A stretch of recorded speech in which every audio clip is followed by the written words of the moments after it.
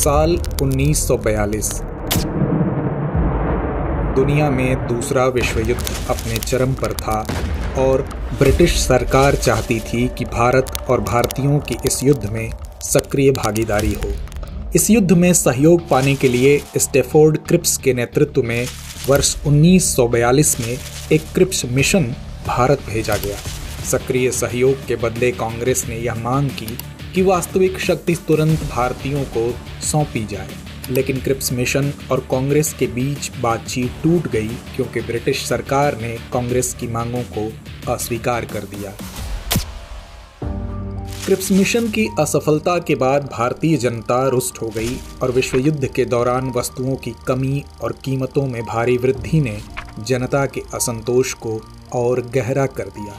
जनता के इस असंतोष को गांधी जी भली भांति समझ रहे थे और इसी को ध्यान में रखते हुए भारतीय स्वाधीनता के लिए और सक्रिय रूप से प्रयास करने लगे।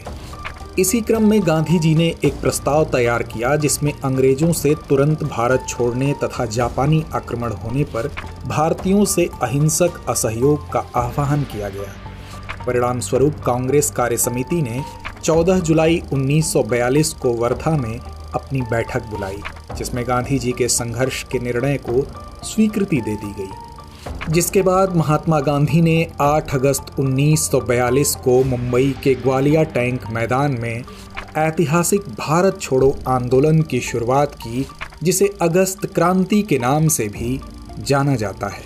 यह भारतीय स्वतंत्रता संग्राम की आखिरी लड़ाई थी जिसने ब्रिटिश साम्राज्य की नींव को हिलाकर रख दिया। इस आंदोलन में विभिन्न वर्गों को गांधी जी द्वारा निर्देश दिए गए, जिनकी घोषणा ग्वालियर टैंक में ही कर दी गई, जैसे सरकारी सेवक नौकरी न छोड़ें परंतु कांग्रेस के प्रति अपनी निष्ठा की घोषणा कर दें, सैनिक अपने देशवासियों पर गोली चलाने से इनकार कर दें, छात्र पढ़ाई तभी छोड़ें जब आज़ादी हासिल होने तक अपने इस निर्णय पर अटल रह सकें। यदि कोई जमींदार सरकार विरोधी हो तो कृषक पारस्परिक हित के आधार पर तय किया गया लगान अदा करते रहें, किंतु यदि कोई जमींदार सरकार समर्थक हो तो उसे लगान अदा करना बंद कर दें और राजा महाराजा जनता को सहयोग करें तथा अपनी प्रजा की संप्रभुता स्वीकार करें। देशी रियासतों के लोग शासकों का सहयोग तभी करें जब वे सरकार विरोधी हों तथा सभी स्वयं को राष्ट्र का एक अंग घोषित करें। इसी अवसर पर गांधी जी ने अपने भाषण के दौरान लोगों से कहा कि एक छोटा सा मंत्र मैं आपको देता हूं जिसे आप अपने हृदय में अंकित कर सकते हैं और प्रत्येक सांस में व्यक्त कर सकते हैं। यह मंत्र है करो या मरो, अर्थात या तो हम भारत को आज़ाद कराएंगे या इस प्रयास में अपनी जान दे देंगे, अपनी गुलामी का स्थायित्व देखने के लिए जिंदा नहीं रहेंगे। उन्होंने कहा हमारी मांग है भारत की पूर्ण स्वतंत्रता। यह भाषण आग की तरह पूरे देश में फैल गया और हरेक भारतीय के दिल में आज़ादी की लौ जल उठी। इस आंदोलन के दौरान गांधी जी तथा कांग्रेस के मुख्य नेताओं को गिरफ्तार कर लिया गया। गांधी जी को गिरफ्तार कर पूना के आगा खां पैलेस में रखा गया। कांग्रेस को गैर कानूनी संस्था घोषित कर उसकी सारी संपत्ति को जब्त कर लिया गया। साथ ही कांग्रेस कार्यकारिणी के अन्य सदस्यों को गिरफ्तार कर अहमदनगर जेल में रखा गया।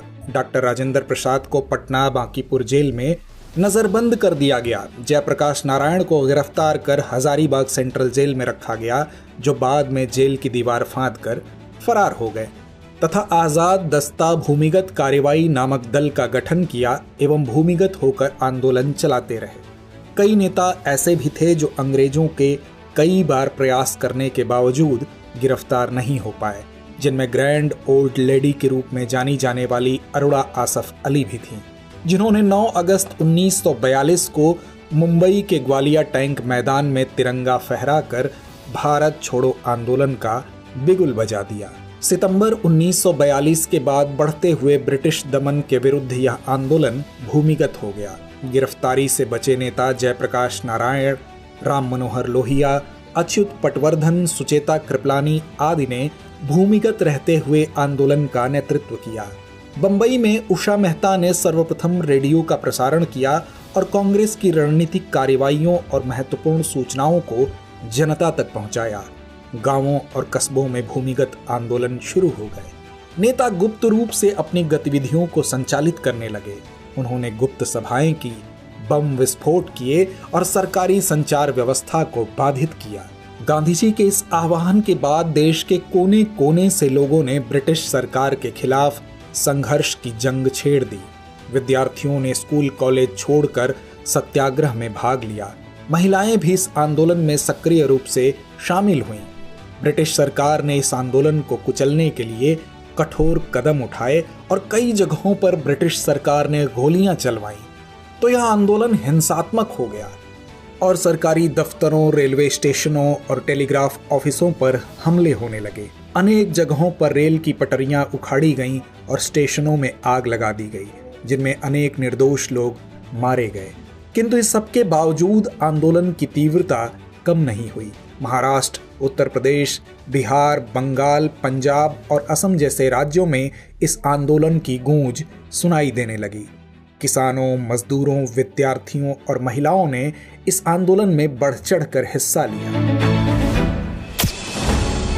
भारत छोड़ो आंदोलन की खासियत यह थी कि इस आंदोलन में महिलाओं ने बढ़ चढ़कर हिस्सा लिया और पुरुषों की बराबरी करते हुए इसका नेतृत्व भी किया। यह आंदोलन इसलिए भी खास था कि इसने भारतीय राजनीति की आधारशिला रखी। आंदोलन के दौरान 1942 से 1944 तक भारत के विभिन्न हिस्सों में लोगों को गिरफ्तार किया गया। कई प्रमुख नेताओं को जेल में ही यातनाएं दी गईं, परंतु भारतीय जनता ने हार नहीं मानी।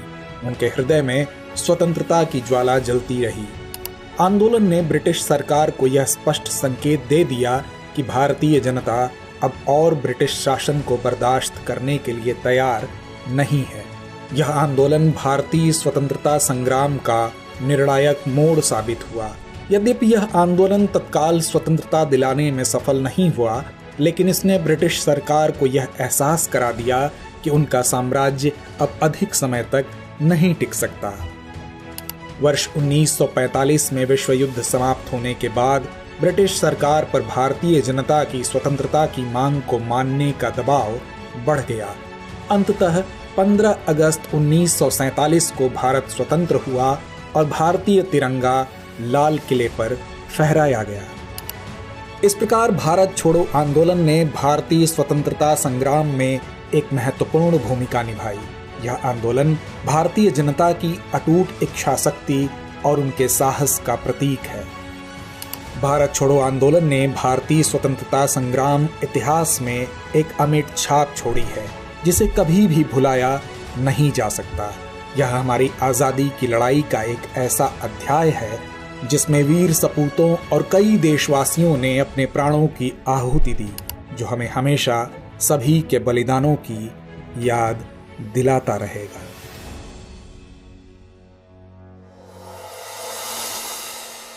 डियर व्यूअर्स, अपने एग्जाम की तैयारी को और बेहतर करने के लिए हमारे चैनल को लाइक, शेयर और सब्सक्राइब करना न भूलें।